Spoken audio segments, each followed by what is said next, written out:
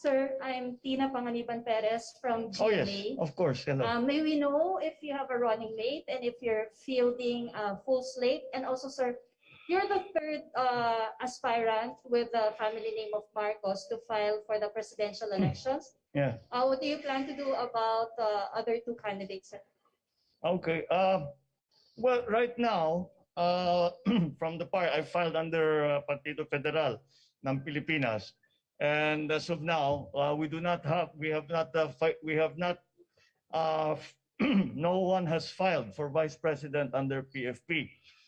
And I'll be very candid with you. The reason why that is that the original plan was for us to adopt PRRD for our vice presidential candidate. Pero sa mga nangyari noong nakaraang Sabado, nagbago lahat ng plano. Kaya't ngayon, nagkukonsulta kami, yung partido, at siyempre lahat ng mga ating mga ibang kasamahan na kung anong dapat gawin and what do we do now. And so that is where it is. Yung sa Senado naman, we will be providing you with a list of our senatorial candidates in the very near future, within days from now. Kung mapupuno ang yung 12 na punong slate, I cannot say for sure yes, but at the very least, siguro we will field 7, 8, maybe 9 candidates at the very least. Baka mabuo pa nga yung 12. Sorry? Well, yes, I suppose we will have to see. The COMELEC will have to determine if there are nuisance candidates or if they are true candidates for the upcoming election.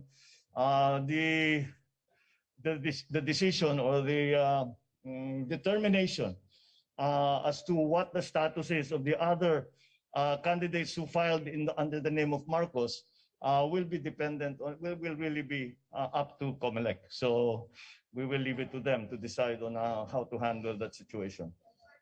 Sir, clarify ko lang, you won't file, kayo mismo, you won't file for their disqualification? Sorry? Have I filed? No, I mean, sir, kayo mismo, wala po kayong plan to file disqualification against them? Well, not as yet, because tinitignan pa lang namin. Antayin namin siyempre hanggang sa dulo ng filing period. And then we will see what we will have to do. Kasi titignan muna namin kung sino yung nakapag-file. Kung sino, well, we'll just have to see the status of all of the names of the people that have come to file. Hindi lang naman sa presidente, pero sa lahat ng ibang position. Then we will decide what to do. Good morning, sir. Dwight De Leon from Rappler. Sir, I would just like to ask, are you able to tell us ano yung pinag-usapan niyo ni Mayor Sara? Were you trying to convince her to be your VP? Or was presidency always the plan for you? Well, very early on, we talked about it. Yung very much publicized, yung pinuntahan namin siya bago nung birthday niya. We talked about politics but no specifics. And since then, hindi na kami nag-usap sa specifics. Yung mga ganyang klaseng usapan, ikaw mag-presidente, ako mag-vice, ikaw mag-vice, ako mag-president. Wala kaming hindi na umabot yung usapan namin sa ganun. Sir, are you considering Senator Bongo as your VP? Are you considering Senator Bongo as your VP? Paano yun? Bongbong. Bong to the third power. Baka pwede rin. We'll see.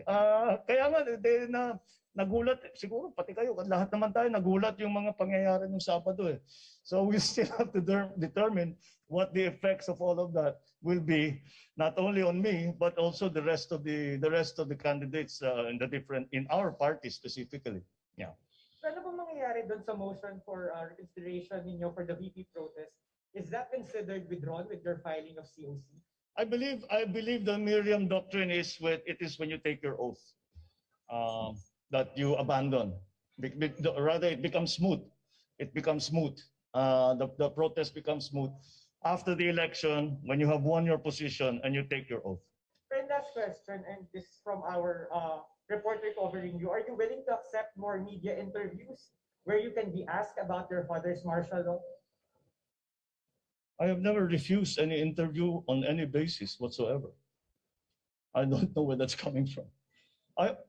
When have I refused to answer questions about anything? So if we ask Hosanna for an interview with you, you would accept? Well, my comment to other people always is, if you have something new to ask me, mahirap naman if we will be having the same conversation I've been having for 35 years. But of course, I do not know where that comes from. I have never turned down an interview. I have never specified the subjects that we have to talk about. Well, sir, we'd just like to ask you about, for instance, your conviction of your mother for 7 counts of graft. I You don't. and your siblings were named beneficiaries of Oh, not. foundations. I misunderstood. Not here and now.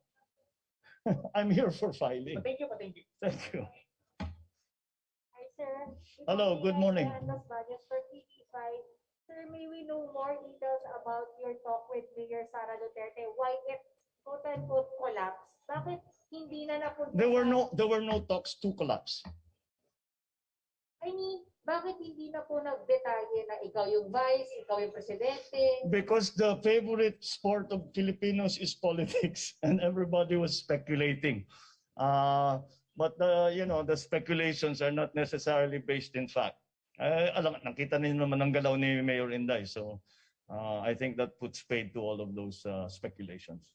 I mean, bakit po hindi na natuloy yung posible sanang tandem ninyo ni Mayor Sara? Kasi hindi naman siya tumakbo. Tapos. Di ba? Okay? Is that it? One more. Oh, sige. Are you ready for another fight with VP Lenny if she will run for president?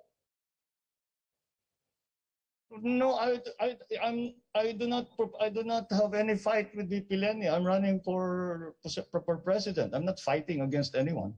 I mean, another round of election, of campaigning, fighting. I don't. We have Senator Ping is filing as we speak, so it's not going to be that kind of election. Marami kami. Ready kayong maka-face to face ulit makasama sa election si VP Lenny? I would not file my certificate of candidacy if I was not ready to campaign, if I was not ready to answer all your questions, and so I am ready to answer your questions. I'm ready to campaign, and that's what we're going to do. Thank you, sir. All right. Sir. Thank you. Sir. Maraming salamat. There's Just one more here. Sir, Oh. this one, yesterday you've mentioned you want to be a unifying leader. And Yes. today you've mentioned you don't want to talk about the same question or the same topic for how many years already. And now, how would you like to become a unifying leader when there are still these questions coming around? In my view, those questions have all been answered. So we unify now in the face of the COVID crisis, in the face of the economic crisis. That is what I am talking about when I say a unifying leadership. Yan ang kailangan natin ngayon. At siguro ang hangarin ko, ang layunin ko ay makapagbigay ng tinatawag nga na unifying leadership para magkaisa ang mga Pilipino, harapin natin itong COVID, harapin natin ang pag-ahon at pagbukas ng ating ekonomiya. Yun ang aking layunin. Yun ang ating pangarap para dito sa. That is why I call it a unifying leadership, because it requires leadership, a leadership that unifies the country, does not polarize the country. All right, sir. Thank you. Thank you. Magandang umaga.